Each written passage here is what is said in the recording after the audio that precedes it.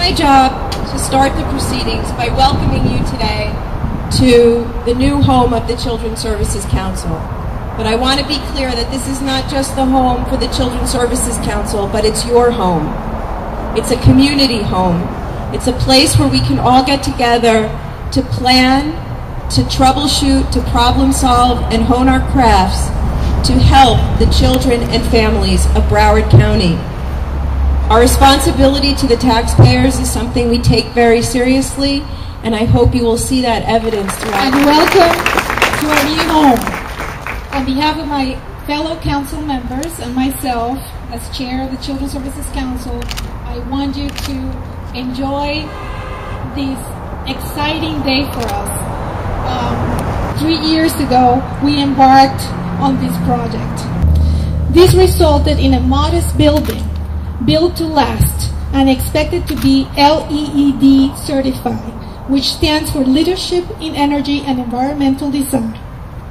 This is a nationally accepted benchmark for the design, construction, and operation of high-performance green buildings. Green buildings include features such as drought-tolerant landscaping, high-efficient air conditioning, improved indoor air quality, water-efficient plumbing fixtures, abundant natural light, use of recycled materials, and certified wood regionally harvested as a renewable resource, all present in this building. Thank you so much, Anna. During Election Day in September of 2000, and it says, "Vote yes for kids," punch 119, and it was part of the Citizens for Broward County's initiative to pass the Children's Services Council.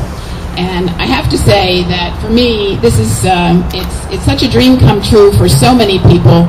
But for me, I was running for the first time for the state legislature in the year 2000, and people said to me, "What are you, crazy?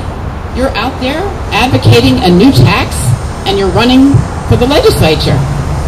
And I just kind of looked at them and I said, "Well, you know what, if this causes me not to be elected to the legislature, then it wasn't worth it, because this is what's the most important thing that we can be doing for our children and families in Broward County." And thanks to the voters of Broward County, they overwhelmingly agreed.